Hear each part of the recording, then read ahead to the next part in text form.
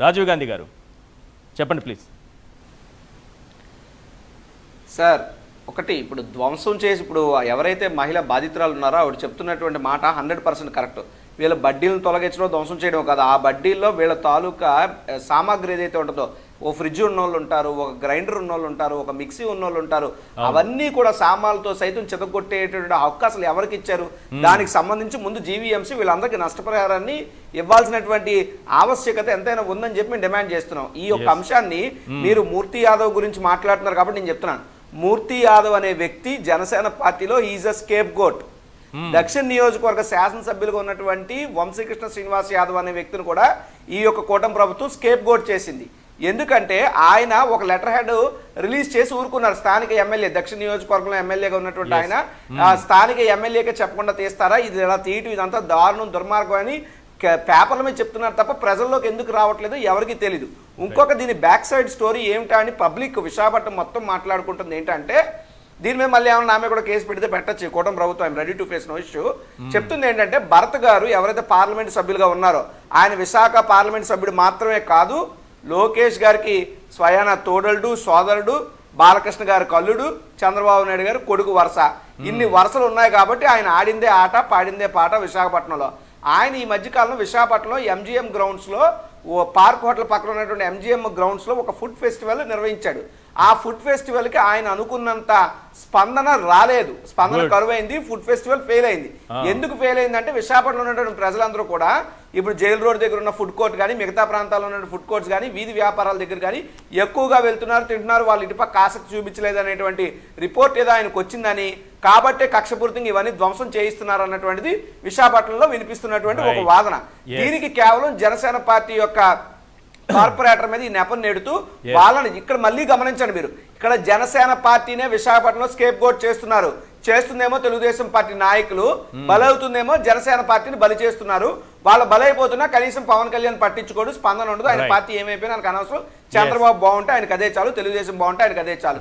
అయితే other side of the coin చూస్తే sir, Visakhapatnam ఏం అమాయకంగా, విశాఖపట్నంలో ఉన్నటువంటి పేద ప్రజలు అమాయకంగా వారి మంచితనం చేతకంతరంగా కనబడుతుందా అని అడుగుతున్నా. విజయవాడలో ఈట్ స్ట్రీట్ లేదా అండి? హైదరాబాద్లో ఎన్ని చోట్ల ఫుడ్ కోర్ట్స్ ఉండవండి? లేదంటే ఢిల్లీలో ఉదాహరణకి పహాడ్గంజ్ లాంటి ఏరియాలో అందరూ వీధి వ్యాపారాలే కదండి, పాలికా బజార్ లో వీధి వ్యాపారాలే కదండి, కనాట్ ప్లేస్ లో మొత్తం వీధి వ్యాపారాలే కదండి. వీధి వ్యాపారులు, చిరు వ్యాపారులు, బడ్డీ కొట్లు, వీళ్ళైతే కిల్లి ఎవరైతే ఉంటారో ఫుట్పాత్ వ్యాపారస్తులు, రాజ్యాంగాన్ని అమలు చేయడానికి పేద ప్రజలు దొరికారని నేను అడుగుతున్నా. మాట సార్, విశాఖపట్నానికి సార్ ఈశ్వర్ గారు లాస్ట్ కంక్లూజన్, విశాఖపట్నానికి జగన్మోహన్ రెడ్డి గారు గడిచినటువంటి 5 ఏళ్లలో చంద్రబాబు నాయుడు గారు ఇప్పటికి 3 సార్లు ముఖ్యమంత్రి అయినా విశాఖపట్నానికి జగన్మోహన్ రెడ్డి గారు ఏం చేశారని మనం ఇప్పుడు ఎలక్షన్ అయిపోయి ఓడిపోయిన తర్వాత వచ్చినటువంటి 5 ఏళ్ల కాలంలో మనం అప్పుడు చెప్పుకుంటే ఇంకా బాగుండేది, ఉపయోగపడేది. జగన్మోహన్ రెడ్డి గారు మెడికల్ కాలేజ్ జగన్మోహన్ రెడ్డి గారు తెచ్చారు, ఇన్ఫోసిస్ జగన్మోహన్ రెడ్డి గారు తెచ్చారు, టాటా టీసీఎస్ కంపెనీ జగన్మోహన్ రెడ్డి గారు తెచ్చారు, కైలాసగిరి తాలూకా sky walk bridge Jaganmohan Reddy garu తెచ్చారు, VMRDA the deck Jaganmohan Reddy garu తీసుకొచ్చారు. అదేవిధంగా టూరిజం యాత్రా నివాస్ అనేటువంటి అధునాతన భవంతం జగన్మోహన్ రెడ్డి గారు నిర్మించారు, EPDCL corporate office Jaganmohan Reddy గారు నిర్మించారు. రహేజా గ్రూప్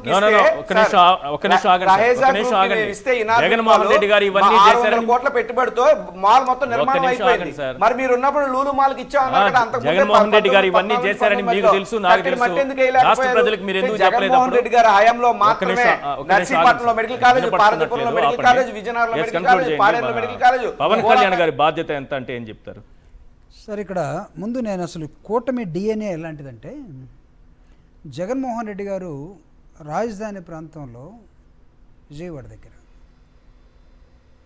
52,000 మందికి ఇళ్ల పట్టాలు ఇచ్చారు అమరావతిలో.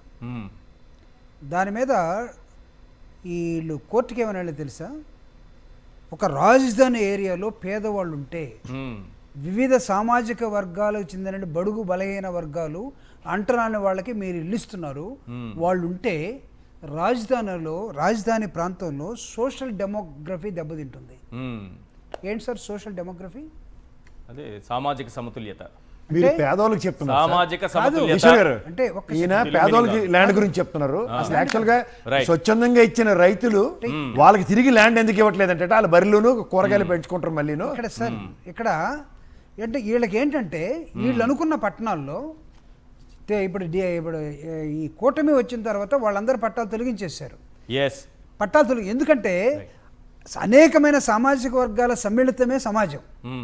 ఈ సమాజం వీళ్ళ సమాజం ఎలాంటిదంటే పేదవాడు ఎవడు కూడా ఎక్కడ ఉండటానికి కనపడటానికి వీళ్ళది ఎవరికి ఉరుసు వస్తుంది, ఎవరికి లులు వస్తాడు. Yes. వీళ్ళంతా ఎవరు కళ్ళద్దాలు పెట్టుకొని ఇందాక మీరు ఒకటి వేశారు, రిచెస్ట్ సీఎం అనే కళ్ళద్దాలతో ఉన్న ఒక ఫోటో వేశారు చూడండి.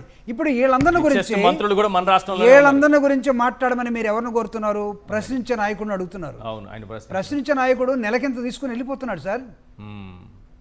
ఎక్కడున్నాడు? రైట్ దేన్ని ప్రశ్నించిన ఇప్పుడు? రైట్ ఫైనల్ గా చెప్పొచ్చేది ఏంటంటే ప్రతిదీ లొంగుబాటే. రైట్ సమయం మించిపోయింది. ఫైనల్ గా చెప్పొచ్చేది ఏంటంటే కొండా రాజీవ్ గాంధీ గారు ఒక మంచి విషయాన్ని తీసుకున్నారు. జగన్మోహన్ రెడ్డి గారు ఏం చేశారు విశాఖకు అనేది ప్రజలకు తెలియాలని. కానీ ఇప్పటికే ఆలస్యం అయిపోయింది సార్. మీరు చెప్పాల్సిన విషయం ఆ రోజు చెప్పలేకపోయారు. ఐఎమ్ సారీ టు సే ఈ వర్డ్స్.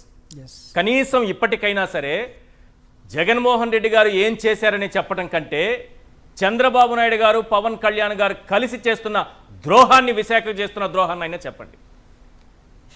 ఇది ప్రజల్లోకి తీసుకెళ్ళండి. మనం చేయాల్సిన సమయంలో ఒక పని చేయకపోతే, చెప్పాల్సిన సమయంలో చెప్పకపోతే, వినిపించాల్సిన సమయంలో వినిపించకపోతే, చూపించాల్సిన సమయంలో చూపించకపోతే జరిగే నష్టం ఏంటో ఇప్పటికే మీ పార్టీ తెలుసుకుంది, అనుభవించింది.